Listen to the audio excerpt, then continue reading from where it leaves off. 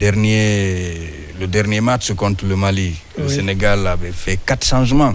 Il y a eu Chérif Ndiaye qui est rentré, Ibrahim Mbaye, Pathé Ciss, Lamine Camara, etc. Donc, avec la première période, les consignes à la mi-temps, je pense que s'il y a nécessité de changer au niveau des compartiments, ils vont le faire.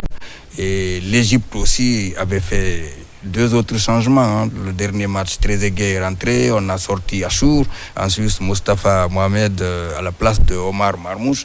Donc il y a beaucoup de joueurs aujourd'hui qui peuvent faire la différence. Le plus important, ceux qui sont restés sur le banc ont vu les 11 qui ont démarré et l'entraîneur aussi a vu l'adversaire, les 11 autres. Donc pratiquement de chaque côté aujourd'hui, on est à mesure de dire bon, voilà, on change de tactique. Si en première période, on a beaucoup plus offensé à droite avec Ndiaye, à gauche avec Mané souvent.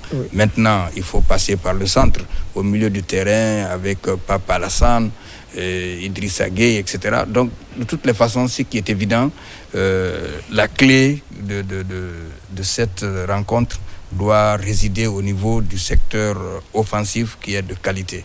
Et c'est à ce niveau où il faut compter sur maintenant les attaquants des 2 côtés. Justement, il a parlé d'Idrissa Gana Gueye, des individualités, les Marmouches et autres. Aujourd'hui, Elimane, et que sais-je encore dans la rencontre, pratiquement, on ne voit personne émerger. Et c'est un collectif qui domine tout le monde, qui aspire les joueurs avec la prudence défensive des 2 côtés. Si vous étiez l'entraîneur de l'un ou de l'autre, qu'est-ce que vous allez injecter pour essayer d'avoir beaucoup plus de flux